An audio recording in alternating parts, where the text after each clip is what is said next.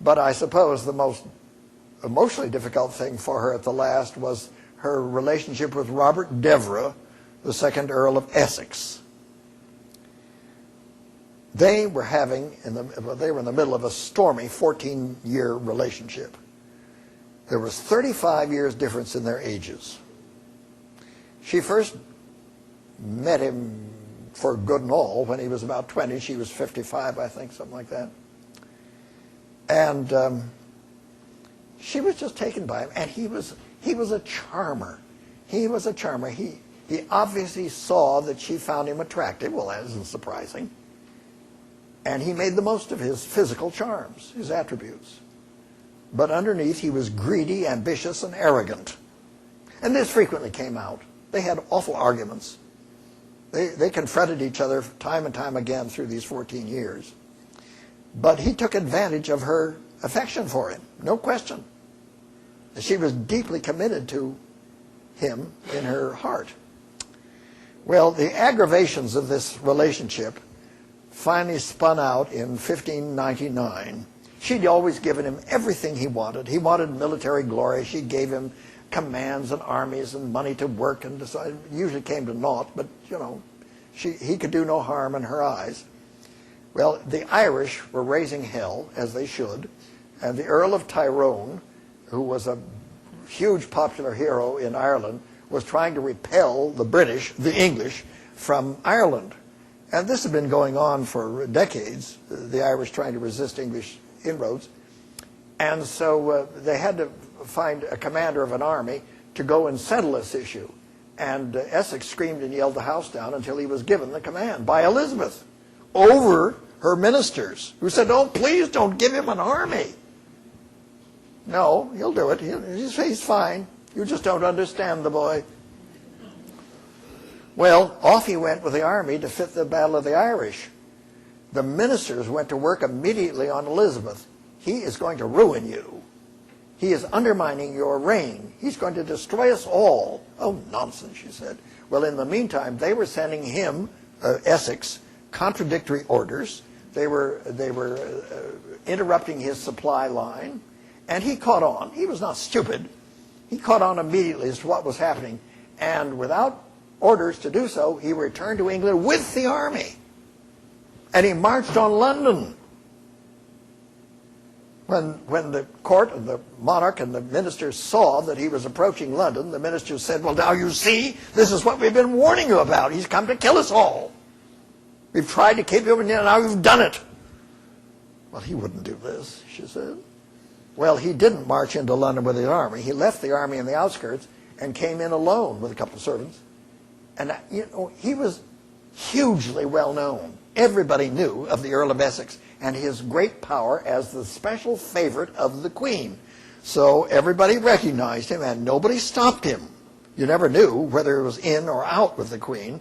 If it was in and you made some mess of it, your head might roll. So everybody stood aside. He barged in. He barged right into her private apartments, and he burst in on her, unannounced. There is a state of affairs when a venerable lady does not want to be seen by her juvenile lover without her teeth, her hair, her eyes, her corsets, and in her bath. And this is how he found her. And she was furious.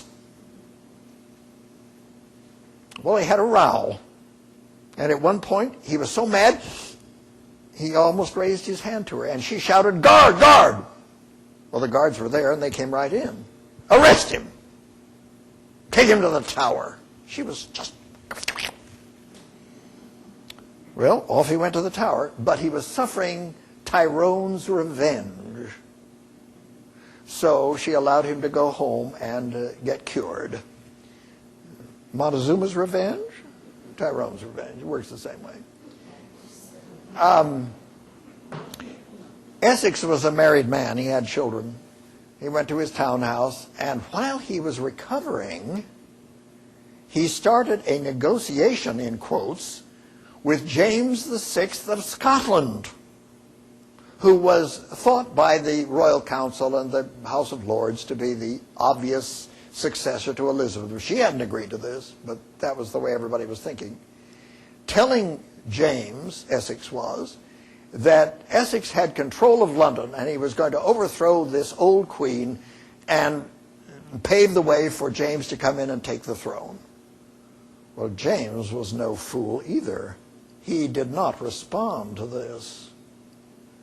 On the other hand, Essex went ahead with his rebellion, tried to raise the city of London against the Queen. Now, he had a dozen or so young idiots like himself who wanted to have a fight and a tussle, and they thought they could do it, and, all that sort of thing, hotheads.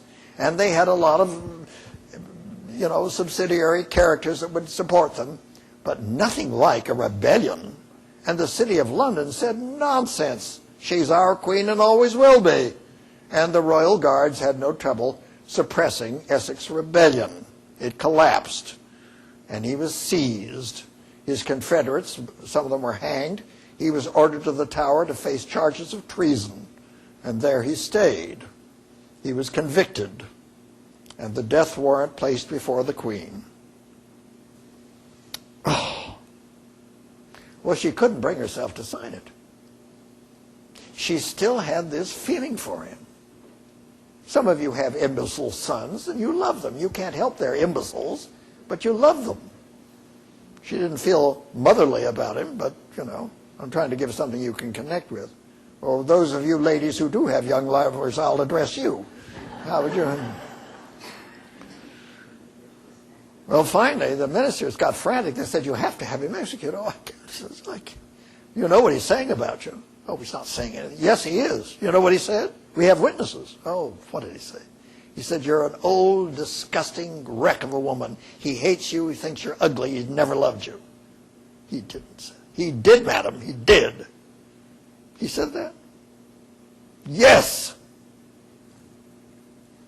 Give me the warrant. She signed it.